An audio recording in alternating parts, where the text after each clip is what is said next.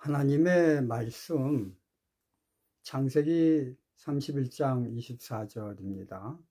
밤에 하나님이 아람 사람 라반에게 현몽하여 가라사대 너는 삼가 야곱에게 선악간 말하지 말라 하셨더라.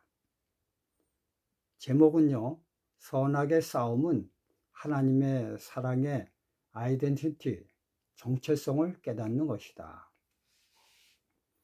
똑같은 하나님인데 왜 야곱에는 인자한 하나님으로 표현되었고 라반에게는 무서운 하나님으로 나타나셨는가요?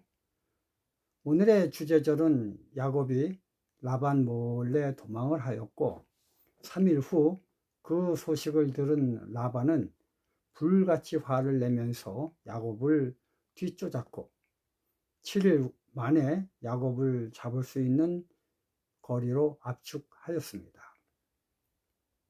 창세기 31장 21절 23절까지 그가 그 모든 소유를 이끌고 강을 건너 길르앗산을 향하여 도망한 지 3일 만에 야곱의 도망한 것이 라반에게 들린지라 라반이 그 형제를 거느리고 7일 길을 쫓아가 길르앗산에서 그에게 미쳤더니 아마 라반은 7일 동안 미친 듯이 달려왔을 것입니다. 밥도 제대로 먹지 않고 잠도 제대로 자지 않고 오로지 야곱을 죽일 생각으로 달려왔을 것입니다. 이제 내일 아침 야곱을 죽일 만반의 준비를 점검하고 잠자리에 들었습니다. 이때 여호와께서 라반에게 나타나셨습니다. 그리고는 오늘의 주제 말씀을 하셨습니다. 그럼 한번 우리 상상해 보기 바랍니다. 왜냐하면 라반에게 나타난 하나님에 대해서 성경은 자세히 정황을 알려주고 있지 않기 때문이지요.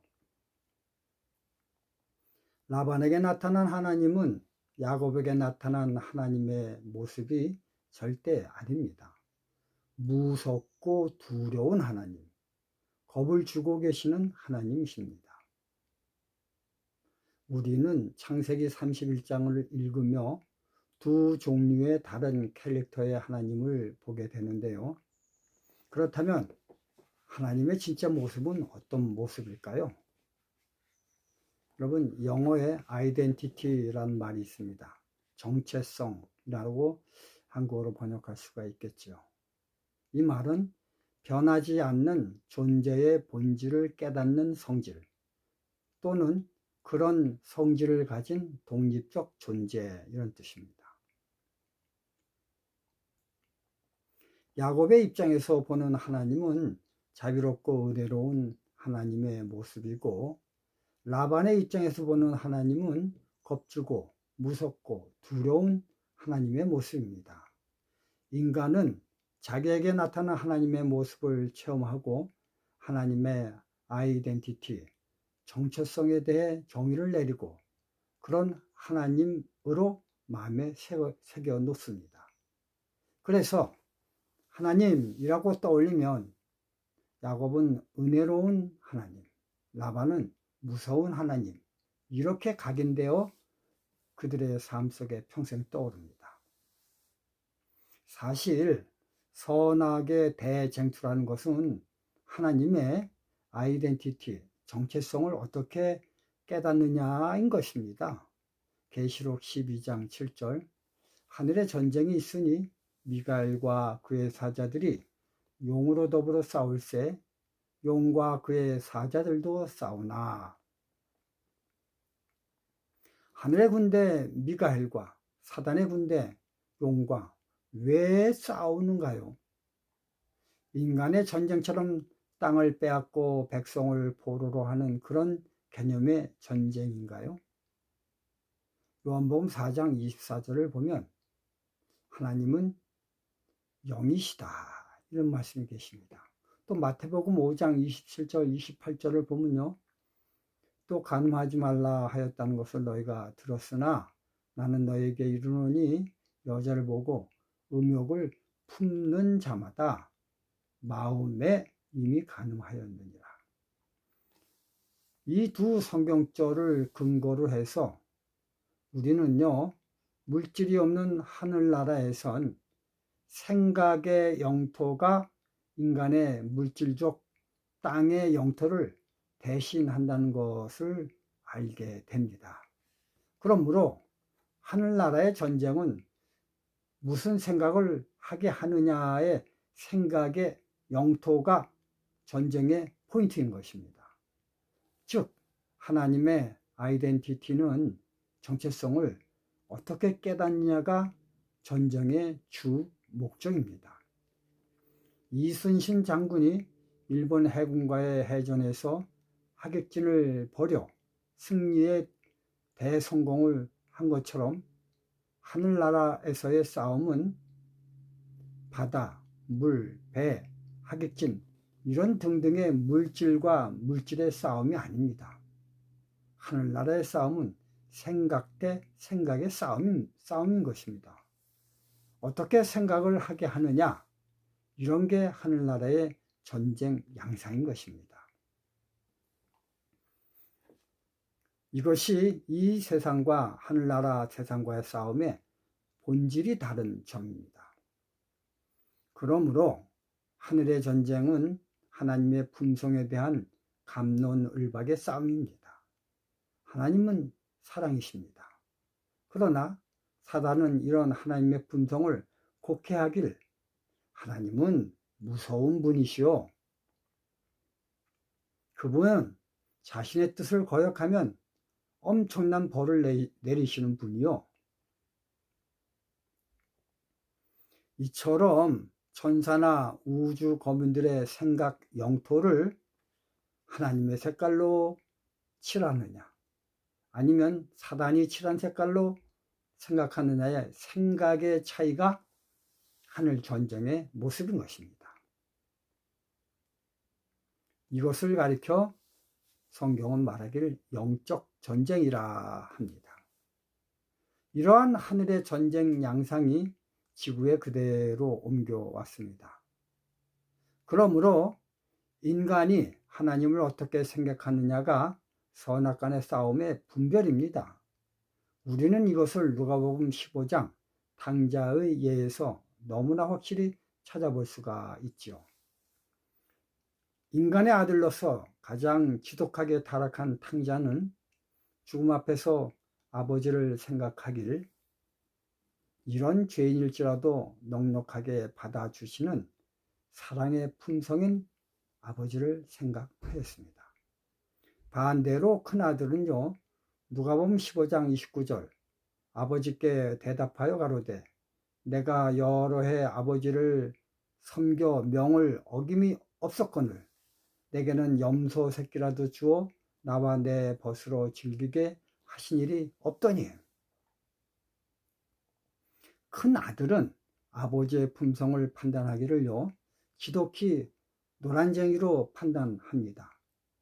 이 세상 그 누구보다 돈에 대해선 칼날같이 예리하고 절대 미치는 일이 없는 사채업자 같은 아버지로 큰아들 뇌에 각인되었습니다.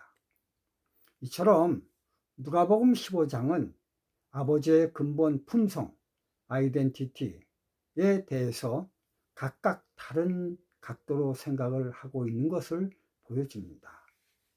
이것이 바로 선악의 대쟁투의 모습입니다. 이런 걸 가지고 바로 영적 싸움이다 라고 하는 것입니다. 기독교 신문의 설문조사에 의하면 하나님을 믿는 동기가 70%는 만약 하나님을 안 믿으면 벌 주시기 때문에 그 벌이 무서워 믿는다라고 하였습니다. 그래서 대부분의 기독교 종파들은 무서운 하나님을 묘사하여 하나님을 믿게 하는 전도를 하고 있습니다. 그것의 가장 좋은 예가 천당과 지옥에 대한 교리입니다. 하나님을 안 믿으면 지옥에 가서 영원토록 불에 타는 형벌을 받는다는 것입니다. 사랑의 하나님의 품성을 곡해해도 이렇게 지독하게 곡해하는 교리는 또 없습니다. 그럼에도 불구하고 모든 기독교의 교파들은 이것을 정면에 내세워 겁을 주며 전도를 합니다. 예수천당 불신지옥, 이것이 사단이 최종적으로 노리는 목표입니다. 그렇다면 남은 물이라고 하는 제7일 안식일 예수 재림교회는 다릅니까? 교리적으로는 다른 개신교회와 철저하게 다릅니다. 그러나 그럼에도 불구하고 그들의 신앙적 개념 속에는 이처럼 잘못하면 벌 주시는 하나님의 개념이 도사리고 있습니다. 간식을 하면 품성 변화를 할 수 없다. 건강 법칙을 어기면 그 벌로 암이 발생한다. 여러분, 사랑스러운 엄마가 자식에게 규칙적으로 생활하고 식사 메뉴와 식사 시간을 정하는 이유는 자식을 사랑하는 정신이 그 근간을 이루기 때문입니다. 절대 규칙을 어기면 병 걸린다는 벌칙이 앞선 것이 아닙니다. 그리고 건강 법칙을 어기는 사람을 판단하길, 저렇게 사니 품성 변화가 되겠어? 저러니 구원을 받을 수 있겠어? 여러분, 하나님만 하실 수 있는 재판장의 생각을 사단의 위치에서 인간이 하고 있는 것입니다. 신앙의조와 건강 법칙을 지킨다는 제7일 안식일 예수 재림교인들 속에는 이처럼 교묘히 숨어있는 사단의 정신을 볼 수가 있습니다. 결론입니다. 선악간의 대쟁투는 어떻게 하나님의 품성을 판단하고 생각하느냐의 싸움입니다. 불쌍한 사람을 도와주고 선한 일을 하고 이런 일을 안 하고 이런 싸움이 아닙니다.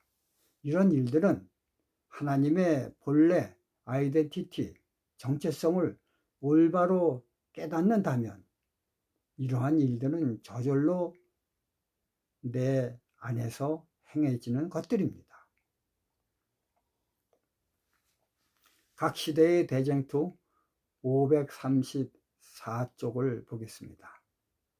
사단과 그의 사자들은 자기들의 극악성과 반역을 정당화시키기 위하여 하나님을 그들 자신들보다 더욱 나쁘게 나타낸다. 큰 기만자는 자기 자신의 성격에 있는 무서운 잔인성을 하나님 아버지께 전가시키고 자기가 그런 불공평한 통치자에게 복종하기를 원치 않았기 때문에 하늘에서 추방되어 매우 그릇된 대우를 받는 것처럼 자기 자신을 나타내고자 애쓰고 있다. 그는 여호와의 가혹한 명령에 속박되는 것보다 자기의 관대한 지배 아래 있는 것이 자유라고 생각해 세상에 선전을 하고 있습니다. 이와 같이 그는 사람의 마음을 미혹하여 하나님께 대한 충성을 버리게 하는 일에 성공을 거두고 있다. 교회증언 1권 341쪽입니다. 사단은 하나님의 백성과의 마지막 싸움에서 그의 정체를 깨닫지 못하게 하기 위하여 속임수를 준비하고 있다. 계시록 12장에서 벌어지는 미가엘과 사단과의 선악간의 대쟁투는 이 땅에서 그대로 재현되고 있습니다. 이 싸움은 믿는 사람들의 숫자적으로 많냐 적냐의 싸움이 아닙니다. 교회의 웅장함도 아닙니다. 오로지 내 생각의 영토에서 하나님의 올바른 품성인 아이덴티티를, 즉 하나님은 사랑이시다를 체험적으로 깨달아 하는 것입니다. 이러한 사람이 단 한 명이라도 있으면 그것은 하나님의 승리입니다. 절대 다수 결의 원칙이 아닙니다. 요한복음 4장 23절, 아버지께서 참으로 예배하는 자들은 신령과 진정으로 예배할 때가 오나니 곧 이때라. 아버지께서는 이렇게 자기에게 예배하는 자들을 찾으시느니라. 하나님은요, 탕자를 위해 동구 바깥에서 하염없이 기다리시는 사랑의 아이덴티티, 정체성을 깨닫는 성도들을 하나님은 지금도 찾고 계십니다. 감사합니다.